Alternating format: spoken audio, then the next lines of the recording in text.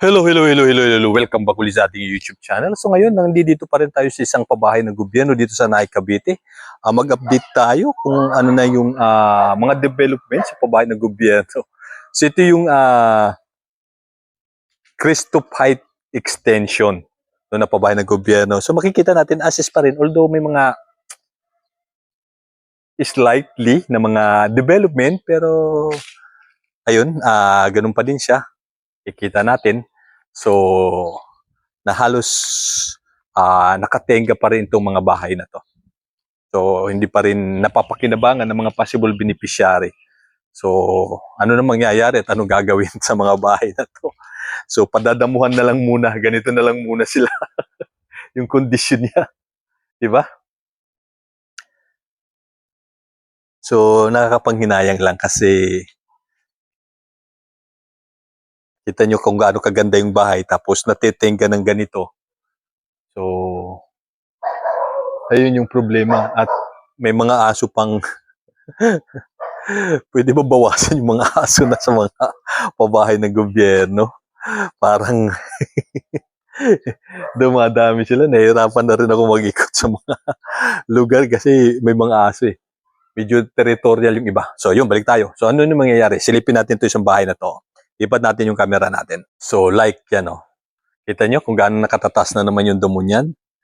Hanggang dito, hanggang dito, hanggang dun, hanggang dun, hanggang dun. So ayan. So silipin natin to. Diba? Nakaharang na nga ito. Oh. Tabi-tabi. So ayan. Oh.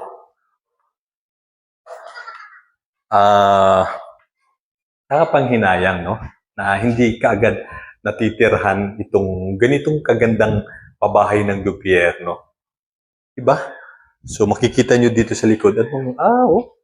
Sulo na dito sa likod, oh. Open na. So ito yung likod na nitong ano na to. At Erika na ito dito sa kabila. So inaayos, oh. Ginagawa ng drainage, oh. Ayun, oh. Kikita nyo, inaayos, oh. Mga drainage ginagawa sa likod. So may basketballan, nakapagtayo sila basketballan doon. No? Ito pabahay din yan ng gobyerno. So yung parang akala mo may second floor na. So abang lang yan kung gusto mong taasan, kung magpa-second floor po pwede na. So nakaabang. Ayun ang isa sa kainaman dyan sa pabahay na yan. At ang problema lang dyan, rough finish lang. So wala siyang tiles. At hindi rin nakapintura, hindi katulad nito. Nakapintura na, katulad yan. Tapos naka-tiles na ganito. Diba? Ayun yung isa sa mga pabahay ng gobyerno ngayong latest na. So nakapintura na, fully finished na, naka-tiles na. So konting development na lang dun sa mga possible beneficiary. So ganun yung ano nung mga bahay. So gusto ko sana pumunta dun kaso nga lang so tahol ng tahol. Dito na nga lang tayo umikot. Gusto ko sana, ayun, tingnan natin. So, ayan, oh. Although ito, chapel na siguro to. Gusto ko to. Chapel. Diba? Hello, kasama ko sa video ko. Ayan, ito yung lugar, oh. Ay, tumatabingin, ha. Ibig sabihin, lobat na yung aking gimbals. Hi. Oo. Ayan, shoutout sila. Kanino? Shoutout kayo. Sa mama ko. Oh, shoutout kay mama. Pamilya ko dito sa greenhouse. Taga saan kayo? Dito sa Erika? Opo. Okay, sige. Ang saka ng vlog nila. Bigyan ko kay sticker. Saan ba yung sticker ko? Saan yung sticker ko? Wait. Halo ka namin niya. Subscribe sa YouTube channel. Saan ba yung sticker ko? Ay. So ayan, tigisa kayo. Subscribe nyo ko sa YouTube, ha? Sige, salamat. So ayan, shout out sa inyo. So ayun, may mga nakatira na rin dito. Ayan, oh. Dito sa Bukana. Ito yung dulo. Halos ito yung condition niya. Ito yung mga bahay na to. So sa ngayon, itong mga bahay na to, as is, ganyan pa rin siya. Diba? Although may mga nakatira, kikita nyo rin, oh. sitwasyon na nagka-crack yung semento, yung kalsada. So, tingnan natin itong isa, yung likod naman nito. Pasukin natin. So, nagre-react yung lugar, oh. Kita nyo, bumababa itong, nag-crack itong hagdan na, oh. No? So, bumabaon yung lupa dito sa lugar na to. So, ito yung lugar, oh. Ito yung bahay pala, yung loob ng bahay. So, ito yung likod. So, parang dito natin nakita yung mga ginagawang drainage. Wala, tataas pala ng balahibo. Talahib. So, hindi natin masili. Pero ginagawa ng drainage dun sa likod.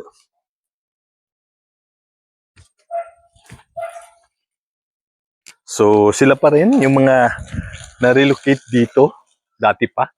So, hindi nadagdagan, although napagawa na nila yung harap, pero hindi pa rin nadagdagan, no? So, like ito,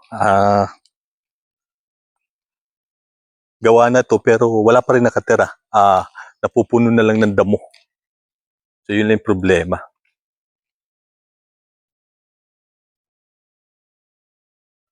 Ginagawa na ng supply ng tubig, oh. May supply na ng tubig, ayan, oh.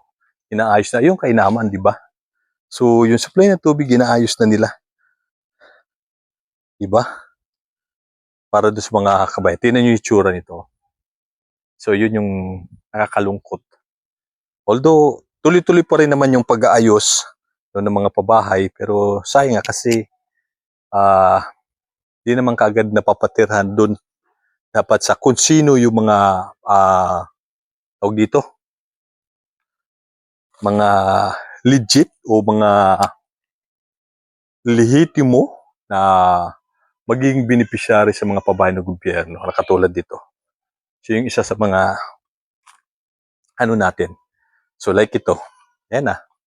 Papasok na yung damo at ganito na yung hitsura nung daanan. Puno na ng damo. Tapos ito, nakatiwang na, ayun, nasisira na lang, oh. Laki nung mga naging crack na, oh. Diba? So, ayun yung isa sa mga nagiging problem. At nakakapanghinayang, no? Na natitenga yung mga bahay na to na ang gaganda. So, yun yung isa sa mga nakakalungkot. At kailangan pa nilang matingga ng matagal bago matiran doon sa mga possible beneficiary o sa mga qualified na maging beneficiary. Doon sa mga hindi qualified, wag na. At doon sa mga ayaw, wag na din. Diba? So like ito, taas na ng puno. Talagang, yun, tabi-tabi tayo dito kasi parang, ayan na, itsura, oh. Condition, oh. Mabuti naman dito kahit papaano, hindi madudumi yung loob. Pero kahit na, ay nasisira pa rin. No? Ayos talaga. So, kung para sa inyo, ano bang mas the best? Matirhan na lang kaagad itong mga pabahay na to doon sa mga qualified, maging beneficiary ng pabahay o matiwangwang, no? Itong mga pabahay ng gobyerno para sa mga Pilipino na nais magkaroon ng bahay at mawala sa mga informal settler at yung mga nakatira sa mga tabing ilog, no? At saka doon sa mga danger zone, no? Na malipat o mapatira na sa mga pabahay ng gobyerno na katulad dito na kung gaano kaganda. Sa akin, ang ganda ng mga bahay na to. Nakatiles ka na, fully finished na, pinturado na yung loob, ayaw mo pa. Social pachuchi ka pa, no? Kaysa nakatira ka sa mga light material at nagre-rent ka na kwarto lang. Nagre-rent ka nagre-rent ng 3,000 pataas. Kwarto lang yun, ha? So ito isang buong bahay na, ganyan na siya. So, inaayos naman nila. Tuloy-tuloy naman pag-ayos katulad ito. Yung sa tubig, oh. Naayos naman nila. So, okay din lang. Nakakatawag. Kaso nga lang, so sana mas mabilis yung turnover o mapatiran itong mga bahay na to para na sa ganun, hindi na Hindi na natitingga ng ganito yung mga bahay. Di ba? Yung update natin sa mga pabahay ng gobyerno dito sa Naik, Cavite. Ano ba mangyayari sa kanila? Ano mangyayari? Kailan tatanggalin yung order na hindi na munang magtatanggap ng marirelocate sa mga pabahay ng gobyerno dito sa Naik, Cavite. So, ano mangyayari sa mga bahay na to? So, tingga sila. So, ganito magiging condition nila. So, nakakapanghinayang lang. Diba? Riko. Patid na tayo. Okay. So, yun yung update natin dito sa mga pabahay ng gobyerno. So, ang dami kasing pabahay dito ng gobyerno. So, ito isa lang. So, like, ito yung Cristo Fight Extension. Diba?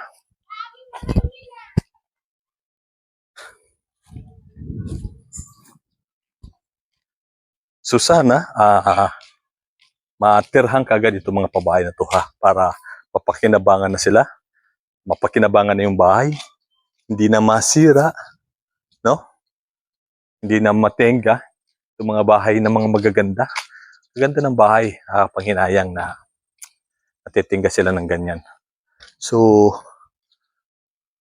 tulad dito, nagre-react talaga yung ano dito, lupa. Bumababa yung hagdan, yung semento, no? So, parang nag-ano yung lupa. Nabibitak eh. Oh. Nagbibitak yung mga hagdan. So okay, kita-kita na lang ulit tayo sa susunod nating video. Abangan nyo yung mga video natin sa mga susunod kung ano na ba nangyayari sa mga pabahay ng gobyerno. And then syempre, especially yung importante, yung mga pamilyang nare-relocate, yung mga beneficiary na pupunta sa mga babae ng gobyerno. Ano ba nangyari sa kanila?